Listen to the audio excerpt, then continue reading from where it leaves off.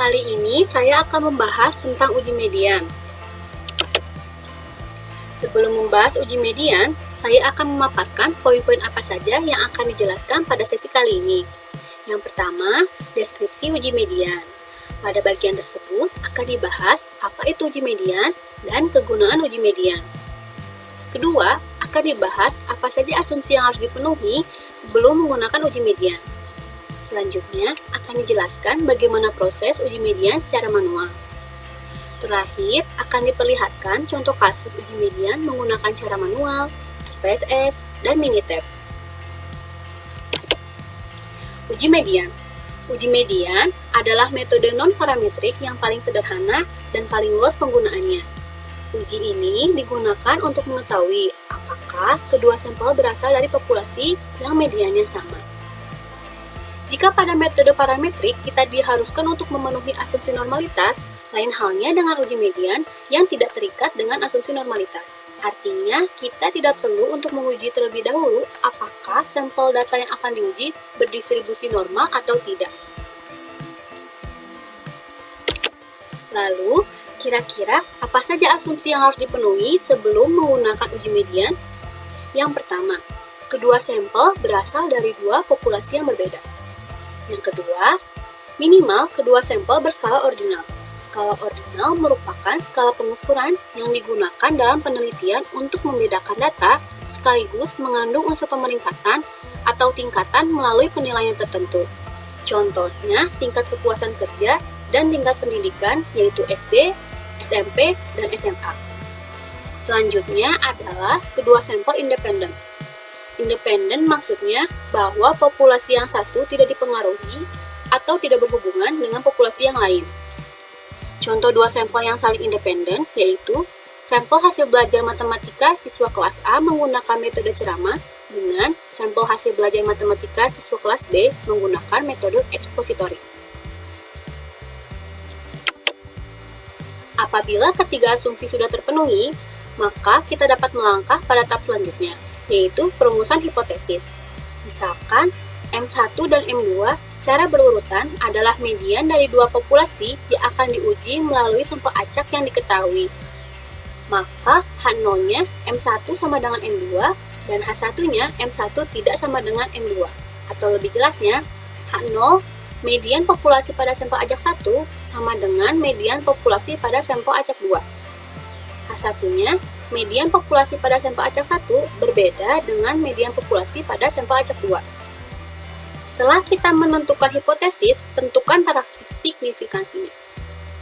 Taraf signifikansi merupakan angka yang menunjukkan probabilitas atau peluang kesalahan yang ditetapkan peneliti dalam mengambil keputusan untuk menolak atau mendukung hipotesis 0. Atau dapat diartikan juga sebagai tingkat kesalahan atau tingkat kekeliruan yang dapat ditoleransi oleh peneliti, yang menyebabkan kemungkinan adanya kesalahan dalam pengambilan sampel atau sampling error. Taraf signifikansi yang biasa digunakan dalam pengujian diantaranya 1%, 5%, atau 10%. Tahap selanjutnya, terdapat statistik uji. Langkah pertama yang dapat kita lakukan adalah dengan menentukan median gabungan dari kedua sampel yang akan diuji. Median merupakan sebuah nilai yang terletak di tengah setelah data diurutkan baik dari yang paling kecil maupun dari yang paling besar. Langkah kedua yaitu menentukan nilai masing-masing sampel yang masuk ke dalam nilai di atas median gabungan dan di bawah median gabungan. Maksudnya adalah dengan mengkategorikan data pada masing-masing sampel tersebut ke dalam dua kelompok, yaitu kelompok berisikan data yang lebih besar dari median gabungan dan kelompok berisikan data yang lebih kecil dari median gabungan. Langkah ketiga yaitu membuat tabel kontingensi. Hasil kategorisasi pada langkah kedua dimasukkan pada tabel kontingensi. Pada tabel ini terdapat jumlah sampel 1 yang nilainya lebih besar dari median gabungan yang disimbolkan dengan huruf A, jumlah sampel 1 yang nilainya lebih kecil dari median gabungan yang disimbolkan dengan huruf C, jumlah sampel 2 yang nilainya lebih besar dari median gabungan yang disimbolkan dengan huruf B, dan jumlah sampel 2 yang nilainya lebih kecil dari median gabungan yang disimbolkan dengan huruf D. Selain itu, terdapat kolom jumlah yang berisikan jumlah kedua sampel yang nilainya lebih besar dari median gabungan dan jumlah kedua sampel yang nilainya lebih kecil dari median gabungan. Jika kedua nilai tersebut dijumlahkan, maka akan menghasilkan N sebagai jumlah sampel pertama ditambah jumlah sampel yang kedua.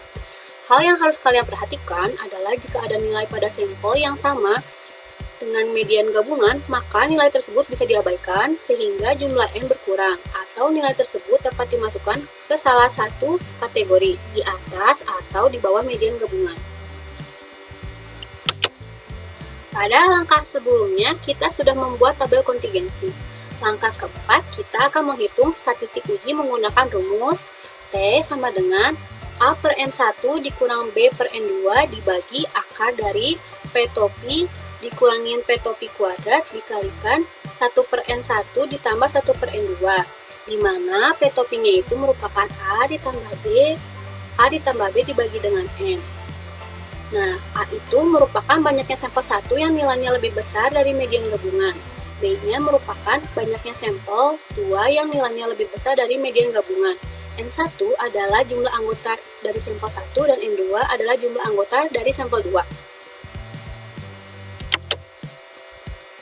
Setelah melakukan uji statistik, maka tahap selanjutnya adalah kriteria pengujian.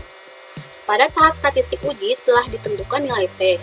Nilai T tersebut akan bersesuaian dengan nilai Z pada tabel normal mampu dengan taraf signifikansi yang telah ditetapkan sebelumnya.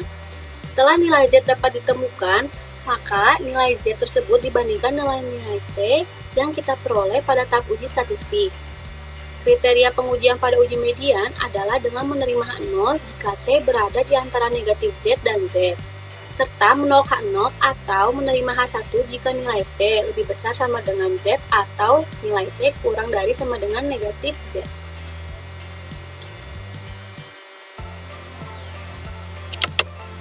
Setelah mengetahui apakah H0 ditolak atau diterima, maka tahap selanjutnya adalah penarikan kesimpulan.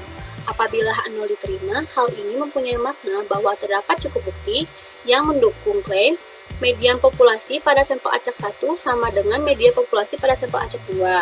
Sedangkan apabila H1 diterima atau dengan kata lain H0 ditolak, maka hal ini mempunyai makna bahwa tidak terdapat cukup bukti yang mendukung klaim median populasi pada sampel acak 1 sama dengan median populasi pada sampel acak 2.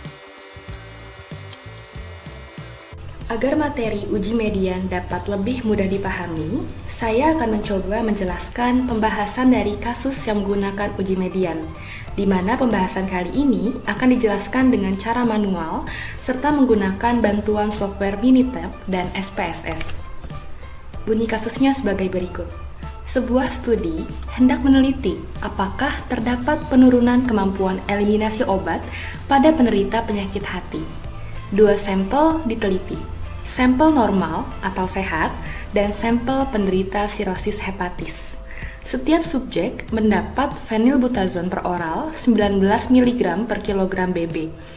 Melalui analisis darah, waktu konsentrasi plasma tertinggi dalam jam diukur pada masing-masing subjek. Hasilnya dapat dilihat pada tabel berikut. Berikut data waktu konsentrasi plasma tertinggi fenilbutazon pada subjek normal, ada 15 data, dan berikut waktu konsentrasi plasma tertinggi fenilbutazon pada subjek penderita sirosis hepatis, ada 13 data. Ujilah pada taraf nyata 5%, apakah median waktu puncak konsentrasi plasma fenilbutazon tidak berbeda antara subjek normal dengan subjek penderita sirosis hepatis. Untuk menyelesaikan masalah ini dengan menggunakan uji median, tahap pertama yang harus dilakukan adalah merumuskan hipotesis. H0 menyatakan bahwa median waktu puncak konsentrasi plasma fenilbutazon tidak berbeda antara subjek normal dengan subjek penderita sirosis hepatis.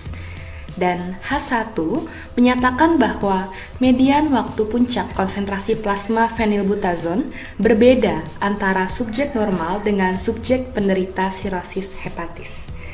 Atau dapat pula dituliskan dengan H0 yaitu M1 sama dengan M2 dan H1 yaitu M1 tidak sama dengan N2. Tahap kedua adalah menentukan taraf signifikansi. Pada kasus kali ini, diketahui bahwa taraf signifikansi yang akan diambil adalah sebesar 5%. Langkah selanjutnya yakni menghitung statistik uji. Pertama, kita harus mencari median gabungan dari seluruh data sampel yang ada terlebih dahulu, yakni data sampel waktu puncak konsentrasi plasma fenilbutazon pada subjek normal dan subjek penderita sirosis hepatis. Ketika seluruh data sampel diurutkan dari yang terkecil hingga yang terbesar, maka akan diperoleh hasil sebagai berikut.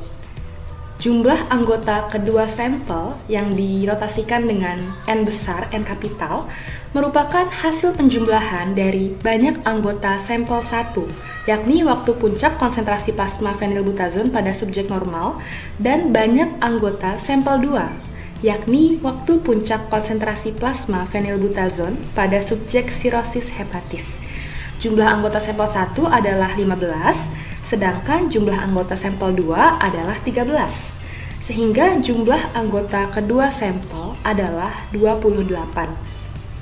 Median gabungan dari seluruh data sampel dapat dihitung dengan menggunakan rumus setengah dikalikan dengan hasil penjumlahan dari data ke N per 2 ditambah data ke N per 2 tambah 1, di mana N per 2 sama dengan 28 per 2 sama dengan 14, dan N per 2 tambah 1 sama dengan 15. Data ke-14 dari seluruh sampel adalah 20,1, dan data ke-15 dari seluruh sampel adalah 21,5. Maka median gabungannya adalah 20,8. Kemudian, kita perlu membuat tabel kontingensi. Frekuensi atau banyaknya data sampel 1 yang nilainya lebih dari median gabungan adalah 9 data. Banyaknya sampel 1 yang nilainya kurang dari median gabungan adalah 6 data. Sehingga ketika dijumlahkan, maka hasilnya akan sesuai dengan jumlah anggota sampel 1, yakni 15 data. Untuk kolom selanjutnya, frekuensi atau banyaknya data sampel 2 yang nilainya lebih dari median gabungan adalah 5 data. Dan banyaknya anggota sampel 2 yang nilainya kurang dari median gabungan adalah 8 data. Ketika dijumlahkan, maka hasilnya akan sesuai dengan jumlah anggota sampel 2, yakni 13 data. Untuk kolom jumlah, pada baris pertama menyatakan banyaknya data kedua sampel yang nilainya lebih dari median gabungan, yakni pada kasus ini adalah 14 data.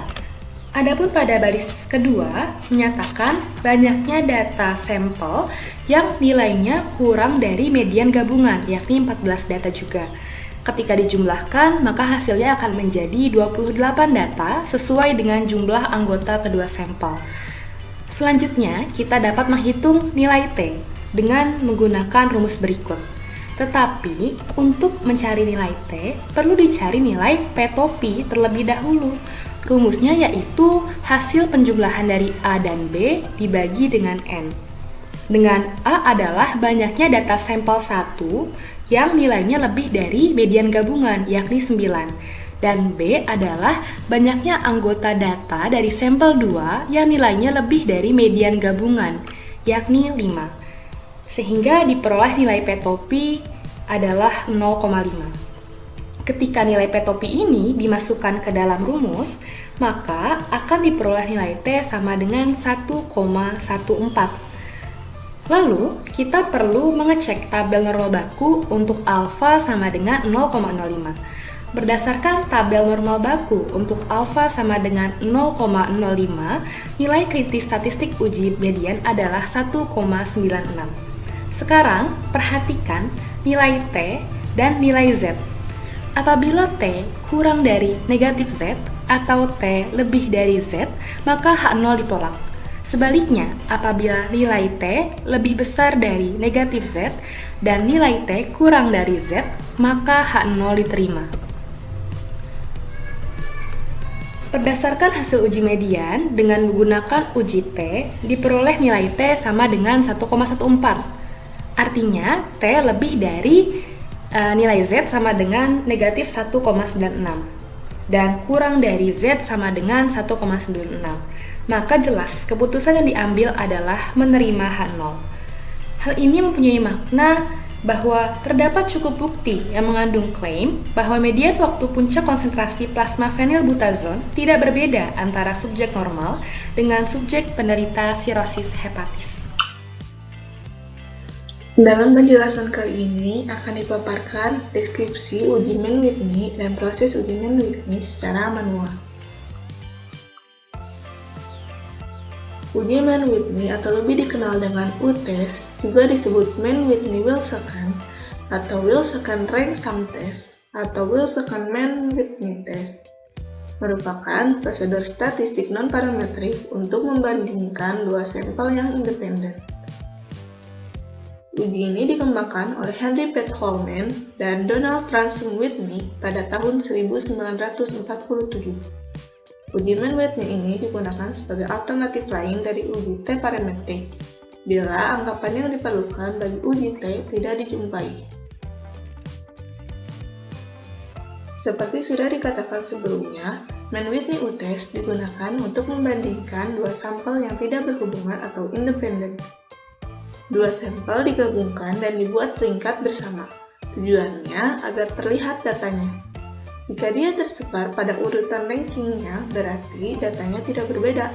Namun, jika diurutkan data sampelnya berkumpul di ujung-ujung ranking, misal, sampel A banyaknya pada ranking bawah, sampel B pada ranking atas, maka berarti dia berbeda. Uji Mann-Whitney U-test tidak menguji perbedaan mean atau rata dua kelompok, seperti layaknya uji independency test, melainkan untuk menguji perbedaan median atau nilai tengah dua kelompok. Tetapi beberapa ahli tetap menyatakan bahwasanya uji Mann-Whitney U-test tidak hanya menguji perbedaan median, melainkan juga menguji mean. Mengapa? Karena dalam berbagai kasus, median kedua kelompok bisa saja sama, tetapi nilai p-value hasilnya kecil, yaitu kurang dari 0,05, yang berarti ada perbedaan. Penyebabnya adalah karena mean kedua kelompok tersebut berbeda secara nyata. Maka dapat disimpulkan bahwa uji ini bukan hanya menguji perbedaan median, melainkan juga perbedaan mean. Lalu, kira-kira apa saja asumsi yang harus dipenuhi sebelum menggunakan Mann-Whitney U-test? Yang pertama, data berskala ordinal, interval, atau rasio. Dengan kata lain, dapat dibuatkan peringkat. Selanjutnya, terdiri dari dua sampel yang independen atau saling bebas. Ukuran data sampel 1 dan sampel 2 tidak harus sama. Namun, kedua sampel ini harus berasal dari populasi yang sama. Data tidak harus berdistribusi normal, sehingga tidak perlu dilakukan uji normalitas. Apabila asumsi-asumsi tersebut sudah terpenuhi, maka kita dapat melangkah pada tahap selanjutnya, yaitu perumusan hipotesis. Berikut perumusan hipotesis Mann-Whitney dengan menggunakan pengujian median. Misalkan M1 dan M2 secara berurutan adalah median dari dua sampel yang akan diuji melalui sampel acak yang diketahui. Maka, untuk uji satu arah dan dua arah, perumusan hipotesisnya sebagai berikut.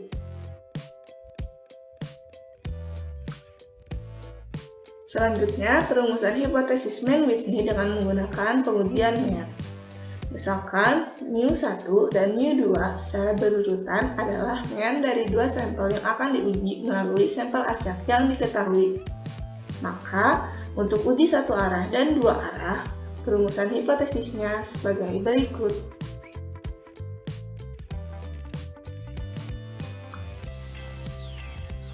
Tahap selanjutnya terdapat statistik uji. Maka pertama yang dapat kita lakukan adalah menggabungkan kedua data sampel. Susun kedua hasil pengamatan menjadi satu kelompok sampel.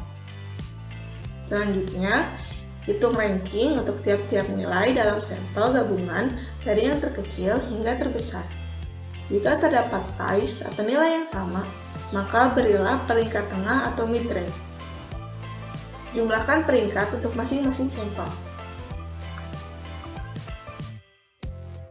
Selanjutnya, hitung nilai U atau statistik uji Mann-Whitney dengan menggunakan rumus berikut. Setelah diperoleh U1 dan U2, ambil nilai U yang paling kecil untuk dijadikan sebagai U hitung, untuk dibandingkan dengan U tabel. Untuk sampel berukuran besar atau lebih besar dari 20, dapat didekati dengan distribusi normal dengan langkah mencari mean atau X bar U dan standar deviasi atau simpangan baku dengan rumus berikut. Kemudian gunakan mean, standar deviasi, dan U hitung untuk menghitung skor Z dengan rumus sebagai berikut.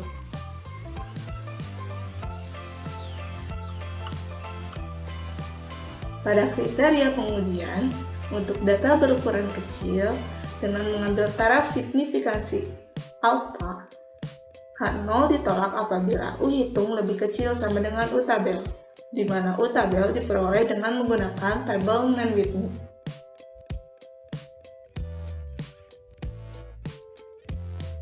Untuk sampel besar, menggunakan pengujian median dengan mengambil taraf signifikansi alfa, maka kriteria pengujiannya sebagai berikut. Begitupun kriteria pengujian sampel besar dengan menggunakan pengujian mean. Sama seperti kriteria pengujian sampel besar dengan menggunakan pengujian median, hanya saja simbol yang digunakan adalah mu atau rata.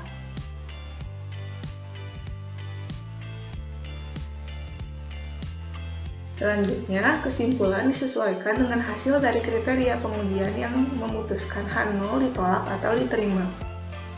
Apabila H0 diterima, hal ini mempunyai makna bahwa tidak terdapat perbedaan yang signifikan secara statistik antara sampel 1 dan sampel 2. Sedangkan apabila H1 diterima, atau dengan kata lain H0 ditolak, maka terdapat perbedaan yang signifikan secara statistik antara sampel 1 dan sampel 2. Agar materi uji Mann-Whitney dapat lebih mudah dipahami, maka akan coba menjelaskan pembahasan dari kasus, di mana pembahasan kali ini akan dijelaskan dengan cara manual. Contoh kasus sampel kecil. Data berikut dikumpulkan dari studi yang membandingkan dua metode yang digunakan untuk mengajarkan pemulihan membaca di kelas 4. Metode 1 adalah program penarikan di mana anak-anak dikeluarkan dari ruang kelas secara 30 menit sehari dan 4 hari seminggu. Metode 2 adalah program kelompok kecil di mana anak-anak diajarkan dalam kelompok 4 atau 5 hari selama 45 menit sehari di kelas, sebanyak 4 hari seminggu. Para siswa diuji menggunakan tes membaca pemahaman setelah 4 minggu program. Hasil tes ditunjukkan pada tabel berikut.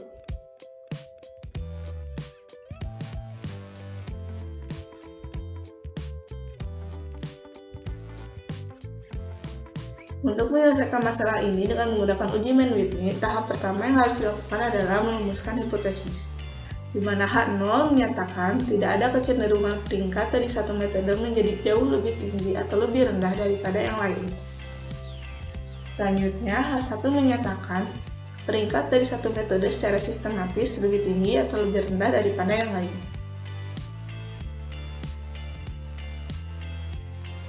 Data diperoleh dari dua sampel anak-anak kelas 4 yang belajar membaca yang independen atau tidak terkait, karena kita membandingkan dua sampel yang tidak berhubungan atau independen. Kita akan menggunakan Mann-Whitney uji U tes atau dengan sampel berukuran kecil. Pertama, gabungkan dan peringkat kedua sampel data bersama-sama. Lihat tabel yang di sebelah kiri. Selanjutnya, hitung jumlah peringkat untuk setiap metode, atau ada di tabel sebelah kanan. Metode 1 adalah R1 sama dengan 70, dan metode 2 adalah R2 sama dengan 35.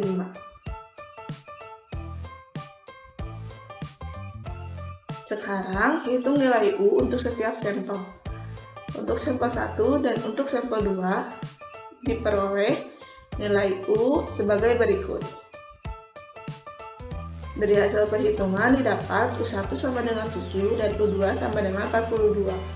Pilih U1 sama dengan 7 untuk dijadikan U hitung, karena U1 sama dengan 7 lebih kecil dari U2 sama dengan 42.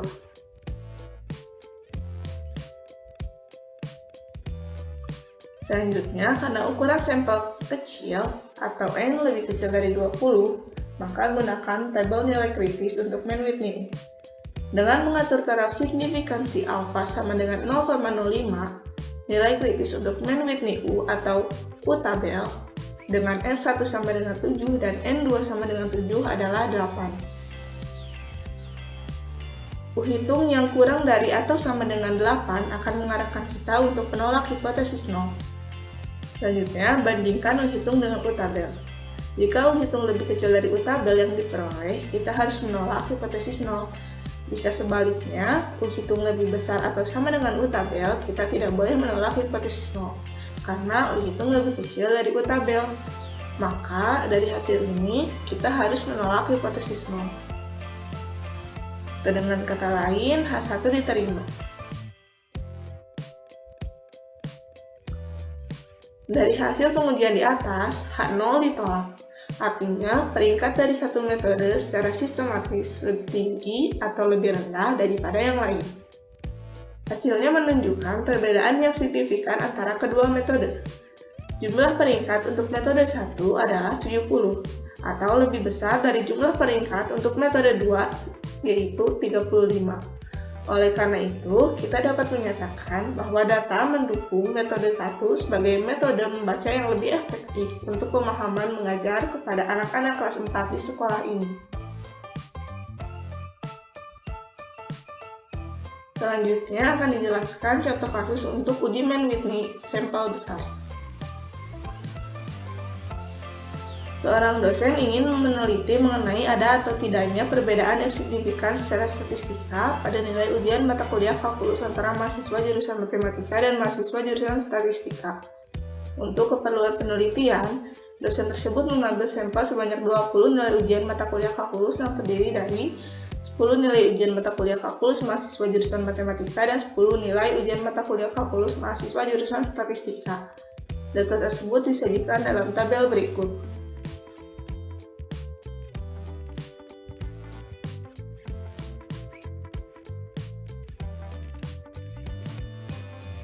Untuk menyelesaikan masalah ini dengan menggunakan uji Mann Whitney, tahap pertama yang harus dilakukan adalah merumuskan hipotesis.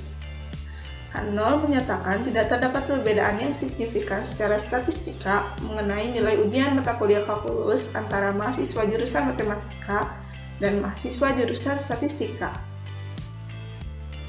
H1 menyatakan terdapat perbedaan yang signifikan secara statistika mengenai nilai ujian mata kuliah kalkulus antara mahasiswa jurusan matematika dan mahasiswa jurusan statistika. Data diperoleh dari dua sampel nilai ujian mata kuliah kalkulus yang independen atau tidak terkait. Karena kita membandingkan dua sampel yang tidak berhubungan atau independen, kita menggunakan Mann Whitney U test dengan sampel berukuran besar. Pertama, gabungkan dan peringkat kedua sampel data bersama-sama. Lihat tabel sebelah kiri. Selanjutnya, hitung jumlah peringkat untuk setiap sampel atau tabel sebelah kanan. Maka didapat jumlah ranking pada sampel 1 atau R1 sama dengan 72,5 dan jumlah ranking pada sampel 2 atau R2 sama dengan 137,5. Sekarang, hitung nilai U untuk setiap sampel. Untuk sampel 1 dan sampel 2, diperoleh dengan cara sebagai berikut. Setelah didapat nilai U1 dan U2, maka pilih U2 sama dengan 17,5 sebagai U hitung, karena U2 lebih kecil dari U1.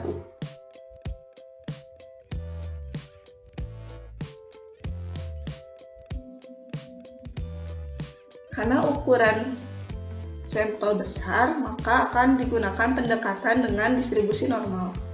Oleh karena itu, kami akan menghitung Z-score untuk data ini menggunakan distribusi normal.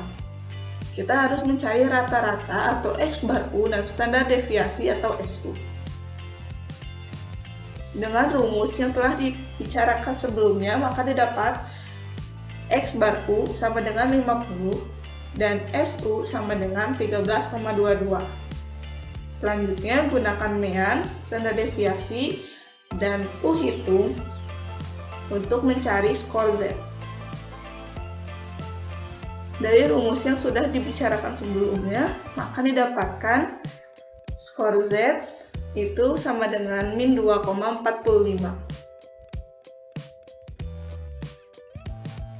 Selanjutnya, pada kriteria pengujian, menentukan nilai yang diperlukan untuk penolakan hipotesis 0. Untuk uji dua sisi dengan alfa sama dengan 0,05, kita tidak boleh menolak hipotesis 0 jika Z berada pada min 1,96 dan 1,96. Bandingkan nilai yang diperoleh dengan nilai kritis atau Z-score. Maka kita indikasi bahwa Z hitung atau Z-score tidak berada dalam wilayah kritis distribusi, atau dengan kata lain, negatif 2,45 itu lebih kecil dari negatif 1,96. Oleh karena itu, kami menolak hipotesis 0.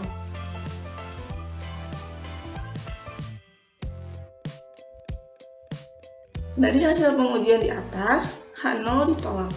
Artinya, terdapat perbedaan yang signifikan secara statistika mengenai nilai ujian mata kuliah kalkulus antara mahasiswa jurusan matematika dan mahasiswa jurusan statistika.